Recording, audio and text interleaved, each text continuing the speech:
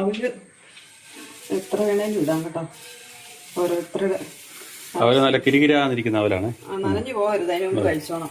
കിരികിരാന്നിരിക്കുന്നത്. ഇത്തിരി ഇളക്കണ്ട. അതിനകത്ത് മിസ്സാകണം ശരിക്കും.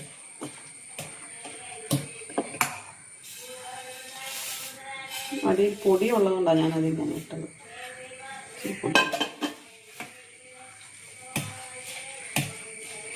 പാല് നന്നായിട്ട് കുതിരണം.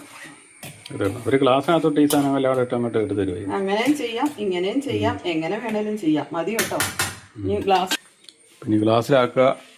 ഇതിനകത്തോടെ ഒഴിക്കാൻ പാടായിരിക്കും. പണി കിട്ടുമോ? അങ്ങനെ ഒഴിക്കാൻ പാടില്ല, താഴോട്ട് പോകും.